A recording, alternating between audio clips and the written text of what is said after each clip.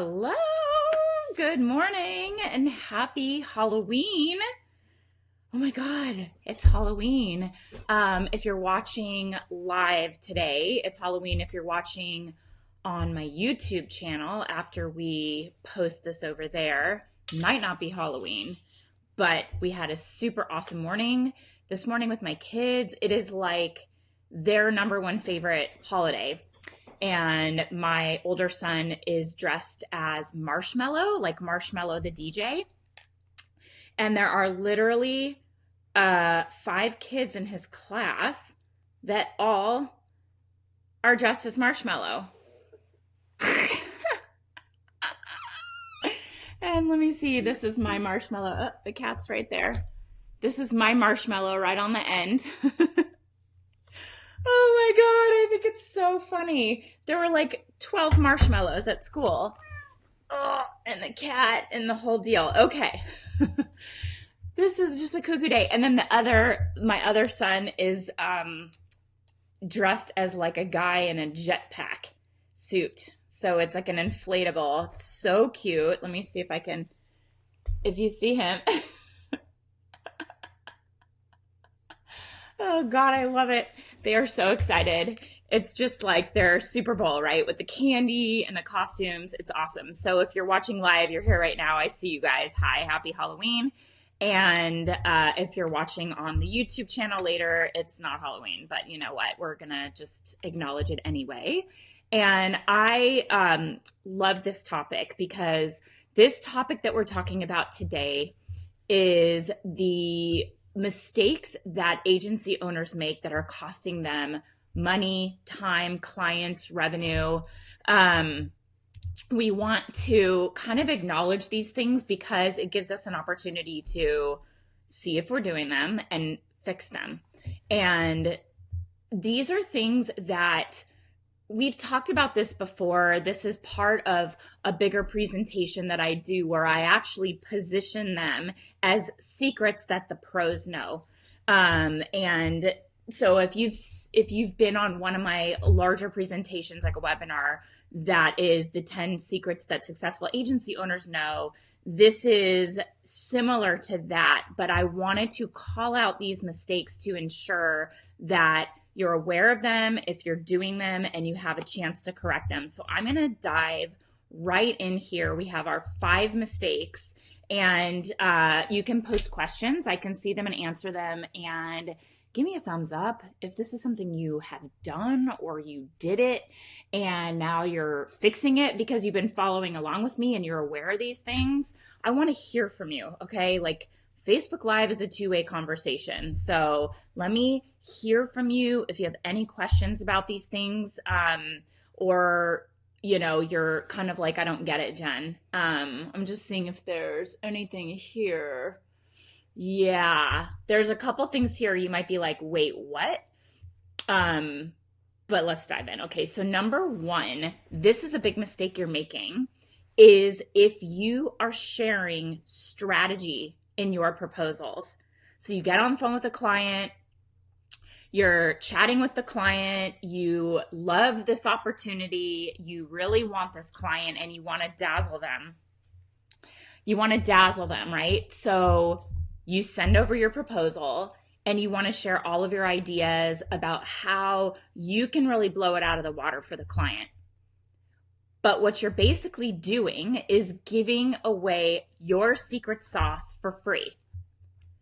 So you're basically telling the client that your ideas, your approach, your expertise is not worth anything because you have literally just given them your entire playbook for free. And we have seen prospective clients, women in my Agency Accelerator program have let me know that they have done this. Yeah, and Lauren is in my program and she is a seasoned PR pro. Lauren, I'm sure that in all of your years of doing this, you are really crushing it with your clients and your proposals. I'm sure that you are being strategic about what you share, right?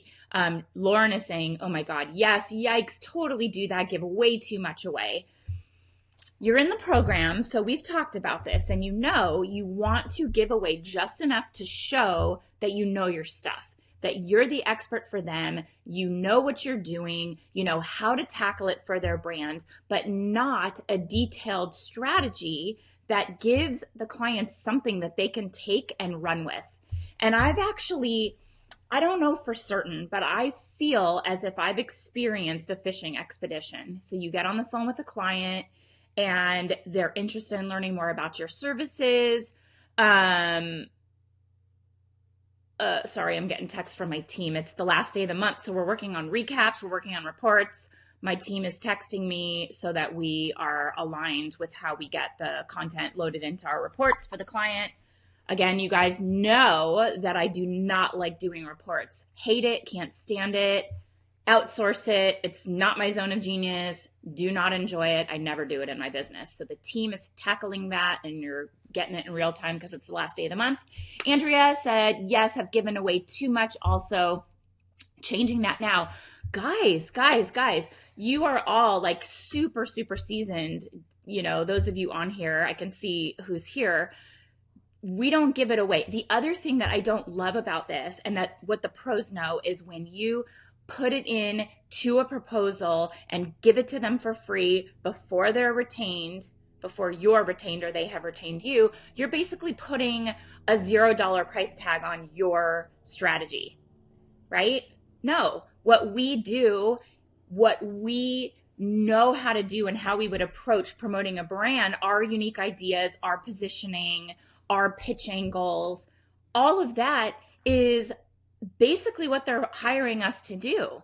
So I remember a few of these calls I've had where it's kind of obvious to me, I don't know for sure, but it's kind of obvious that they're on a fishing expedition. So they're looking for ideas. It doesn't cost them anything to reach out to PR agencies and ask them for ideas and say, hey, you know, we're looking to hire a new team. Can you put together a proposal for us on what your strategy would be?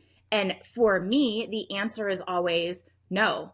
You know, we can't do that. I can put together a proposal and show you broad strokes how we would approach your account, and I can share with you through Leslie, no fishing expedition. I can share with you through results we've gotten for other clients what similar results would look like for you, but we reserve our strategy for when we're retained. And I think that any client that is serious about hiring an agency will respect that, and anybody else who is demanding to know your strategy before you're retained is going to be a nightmare. Going to be a nightmare client, and you're going to want to avoid them anyway. So that is a mistake that you're making. And I see seasoned pros on this live right now are saying that they're making that mistake too. Do not worry that if you tell the client you don't give away strategy until you're retained, you're going to lose the business. We have an approach inside the Agency Accelerator in the sales pillar, all of the content around sales that's what do I call it? Some promising proposals or something along those lines. I share with you exactly what you need to include. So you're giving away enough to show that you're the pro, you're the expert, you are the agency that they need to hire to get the results they're looking for, but you're not giving away your secret sauce, okay? So don't give away your strategy. They can take it and run with it without you, or you're telling them this is not worth anything because here it is for free, okay? Big no-no. Another big mistake, and I know one of you on here, and I'm not going to say who, you'll know when I say it, makes this mistake, and it's a change of mindset that you have to step into, taking your pricing and going from dollars per hours. What is it? How am I saying this? Charging an hourly rate. So trading dollars for hours and pivoting to a value-based pricing model.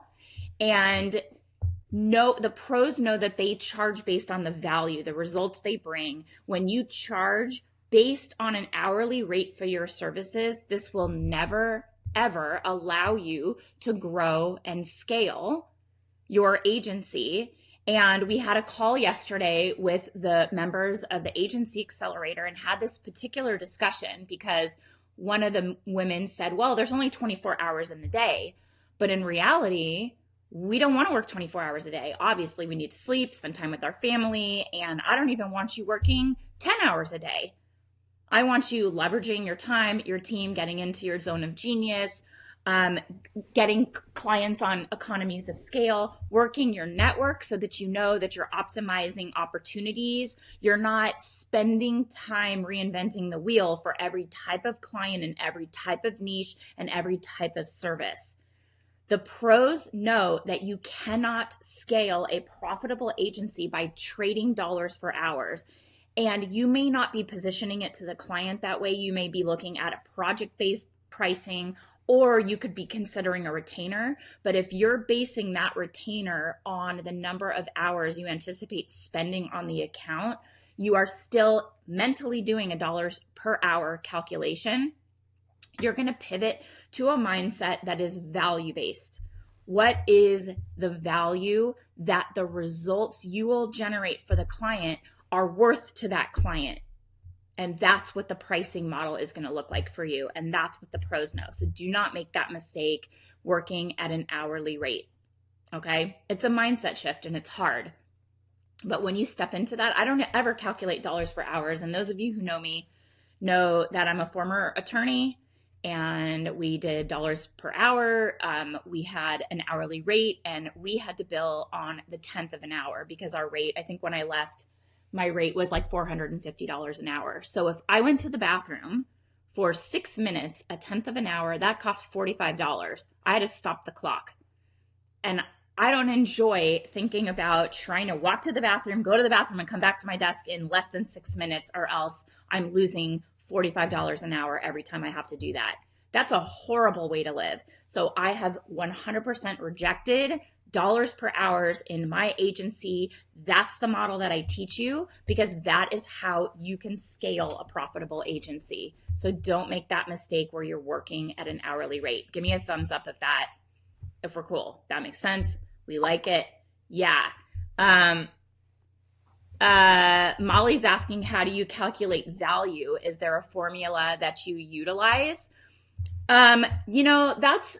That's actually a pretty complicated question. We talk about pricing inside the program in the strategy module. It's like a pillar, or not strategy module, but the pillar on strategy is all about figuring out. There's a lot that goes into it, and it's not a basic formula.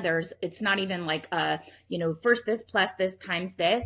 There's a lot of factors that go into it, and it's a pretty complicated approach, but it starts with really understanding what things actually cost you to execute, what your team, makes, understanding your costs, your expenses, what goes into kind of the hard costs of running your business, doing a calculation of what you want to make in the year profit-wise. And I know that resonates with a particular member of this community who is not focused on revenue, but really wants to focus on profit. So thinking about what income you want to make, what your income should be, what your profit revenue is going to look like in your business, starting with that, and then thinking about, okay, now you sort of know what you have to charge the client to make what you want to make and how many clients you need to bring in, and then thinking about the level of that. It also goes into like, what is your expertise? What are the industries that you serve, your niches, not just the client niche, but the service niche? What are you actually doing? If you're doing 100 things, you can't charge a lot for a specific area of expertise that you become known for. So Molly, it's a little complicated. It's not just as simple as like X equals this if it's this placement and this many impressions. It's not that. It's more like the ultimate results you get for the client and what that's worth to them, right? And, thinking about your contacts in the industry, your level of expertise to fast track results for them. And then also a calculation of what it costs for you to execute these services and what you want to generate in your business in terms of revenue. Hopefully that helps. Give me a thumbs up, a heart. I can see it. Let me know. It's a good question. It's not a simple question, but I teach it inside the Agency Accelerator so that when you start and you kick off your agency strategy, you know exactly what you're looking to accomplish and how you build that in to the other three pillars, which is, starts with strategy, sales, and then serving your clients' service, and then scaling your agency. Okay. Yeah. Yeah, good. Okay, good. You're wrestling with, hopefully that helps, but I'm glad that it's on your radar, Molly, and that you can, work that into your approach for your agency. The number 3 mistake, guys, offering discounts. You may be feeling like some work is better than nothing at all, and then you discount your services out of fear. Give me a thumbs up, give me a heart, give me something so I know that this resonates with you. Maybe you've done it. Let me know if you have done this. I have done it. We've all done it, right? But what the pros know is that they realize the value of their expertise and their unique know-how, and they stand behind the rates they know that they deserve. Now, there are other nuances to this. So when I propose our services, we sometimes come in high. It's a negotiation. I'm very good at sales negotiating. Okay, this is resonating. Thanks, guys. I build in a negotiating buffer. Okay, but I will tell you that the more we charge for our services, the higher our retainers, the less likely clients are to come back and negotiate. My highest retainer, all of my highest retainers actually right now, have been this is what it is. And they say, thank you very much. Let's get started. Zero negotiation. Okay, so just know that the higher bringing in a higher caliber of clients kind of starts with charging a higher rate. And there's very little negotiating that happens there, but it does happen. But getting to a point where you put your pricing of what you know you want to make, and it's kind of like your floor hard line in the sand, and then a client comes back and they go, that's out of budget. You have nowhere to go. And if you discount, you are setting yourself up for a nightmare. I promise you that your lowest paying clients, and all of the pros that are on here, I have a lot of people that are here that are seasoned agency owners. And I'm sure they will tell you that every single time a client turned into a major nightmare, it is because they probably started out with a lower investment in your services. They're not seeing the value that you offer. They are looking for just preach. Gianni, hi girl, hi. Yes, I promise you 100% of the time that your lowest paying client will be your biggest nightmare. Okay, so when you discount, you're setting yourself up for attracting lower caliber clients. They don't see the value in the services that you're offering. They're not invested personally. They don't have skin in the game. They don't have as much skin in the game. Or this expense is so major to them that they need to micromanage every single thing that you're doing. They second guess your expertise, and it is just a horrible way to kick off a relationship and engagement with a client. The pros know that they bring significant value and they don't discount their services because that means they're going to attract a lower caliber of client. Jennifer, hi Jennifer, 100% my lowest paying client right now. I love them dearly, but they are the most overwhelming client I've ever had. You guys, I am heading into my 15th year of running this business. My 15th year, okay? 100% of the time that I have discounted my services, I have regretted it. It has never worked out in my favor. Never. So just know that. And I have Gianni on here, Jennifer, all saying the exact same thing. And I know you guys, work is work. And I know that sometimes you're in a situation where you just need the revenue, but you are taking up bandwidth. And it's not just time bandwidth, but these become the emotional drains that suck the life out of you and leave you where you do not have the bandwidth. This cat, oh, little Halloween kitty, You don't have the bandwidth to look for better paying clients. You don't have the emotional bandwidth, the time, the energy. Your team is taxed.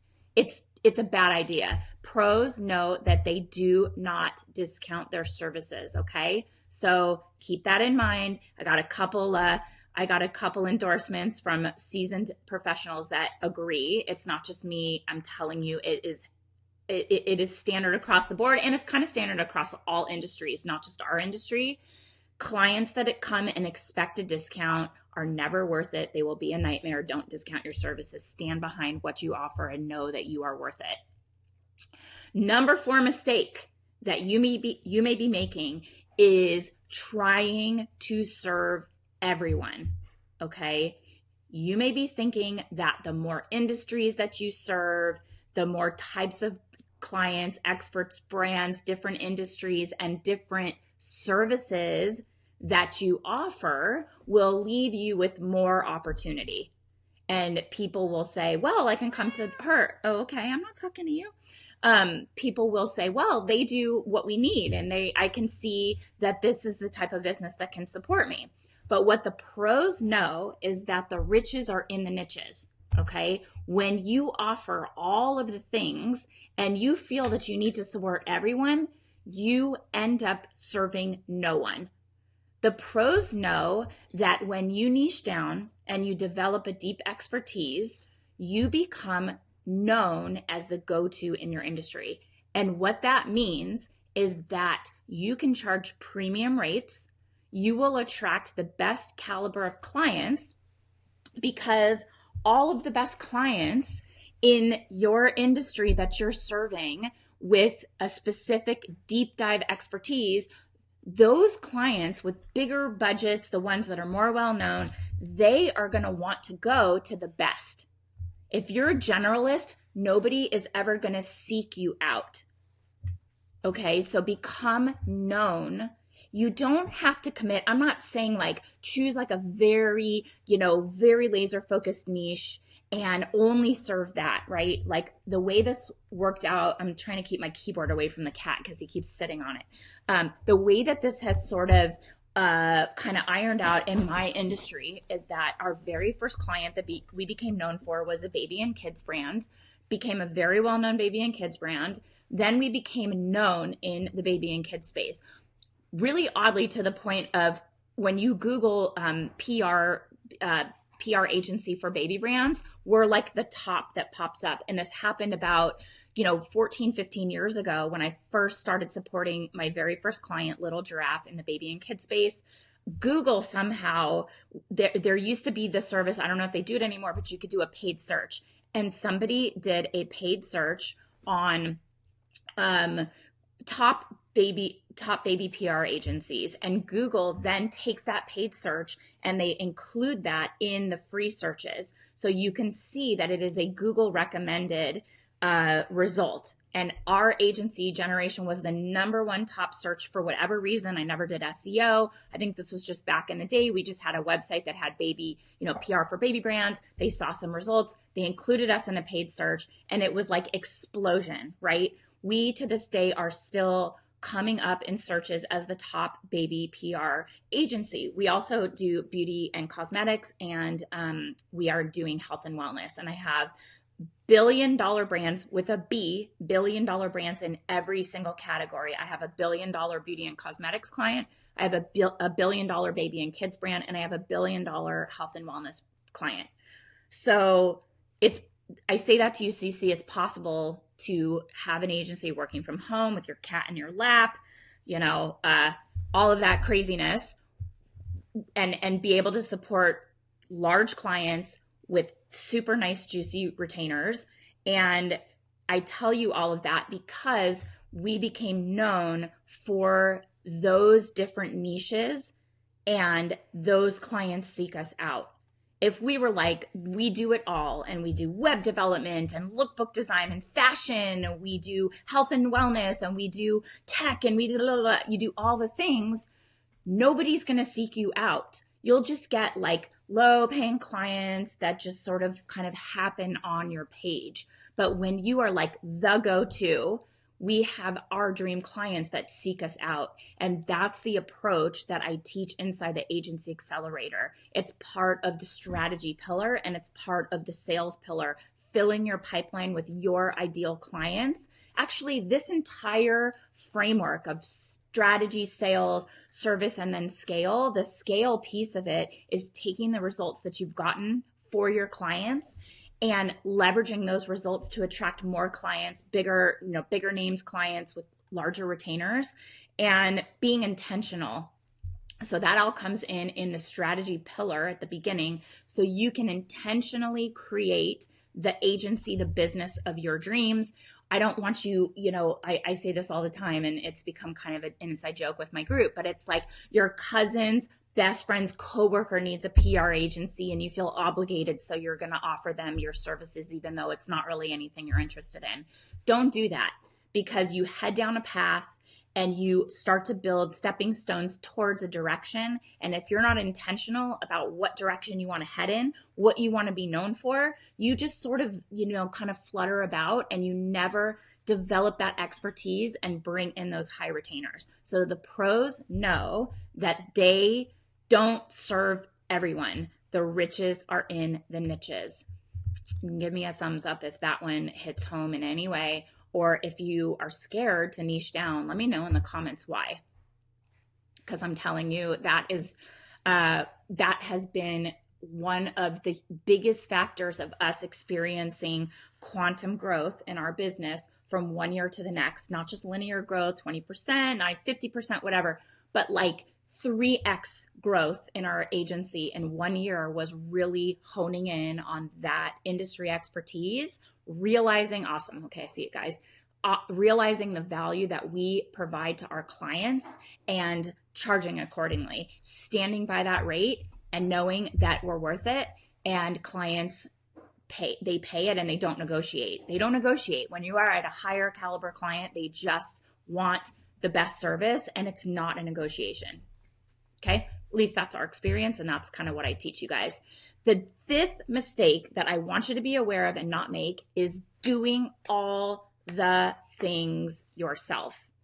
You may be feeling like you have to be doing everything in your business, and that clients expect, thanks Lauren, clients expect all the work to come from you, right? Especially, you have this feeling like, well, I sold the work, they want me, I'm the expert. My business is called Generation PR with a J because I'm Jen, but I have always approached it like we can support you, we can serve you. It's not just me.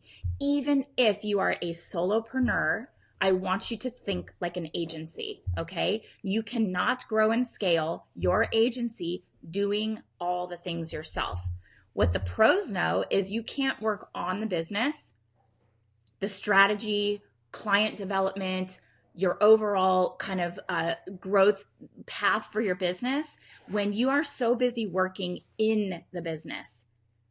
This was one of the best pieces of advice that I got early on from an entrepreneurship mentor that was the head of the entrepreneurship program at USC Business School in the MBA program. And he sat me down and it was just me. And I was like, I can't give away any of this money. I had just come from being a lawyer. I felt like I needed to make that big salary like I was getting as an attorney, and any dollar that I gave away to a team member meant that I was missing out. But what he told me was less Jen equals more money. The less you do, the more you make. The less you're doing all of the things yourself, the more you will make in your business. He also taught me about finders, minders, and grinders. The new approach to that is kind of the visionary integrator. It's kind of the rocket fuel. There's a book, Gino Wickman wrote Rocket Fuel, and you'll see that on Amazon if you look, but that's the approach. It's the same thing as what I was taught, finders, minders, and grinders. Elevate your role to the finder and do not do all of the things, right? You cannot grow the business. You cannot work on the business when you are working in the business.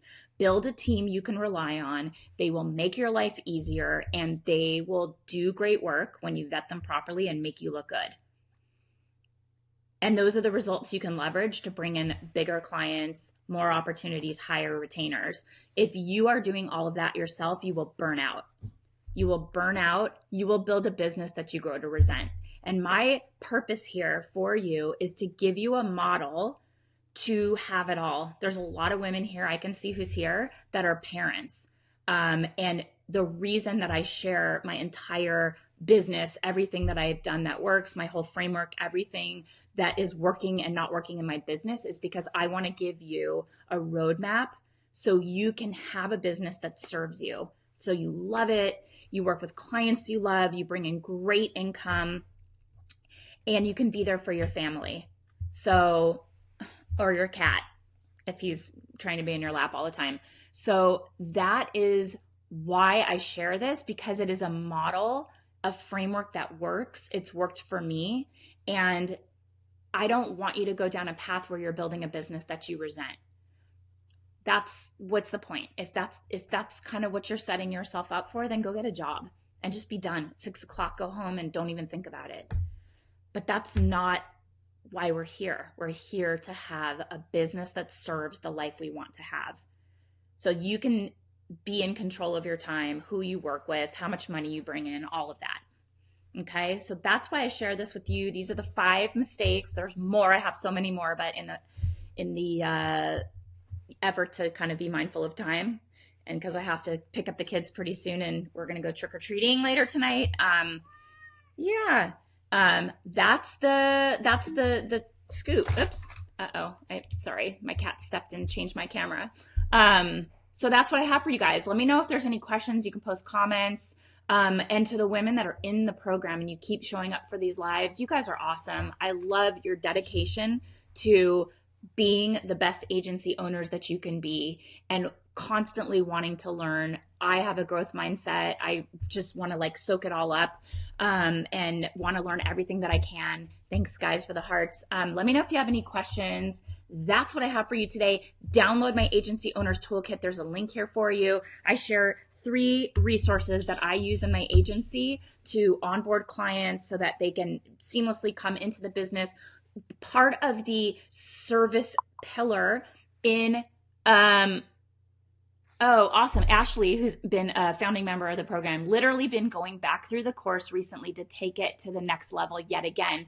It's a cycle of growth. Awesome. Oh my God, look at these hearts. Who is doing that? That is like the best ever. I love it. I can see it.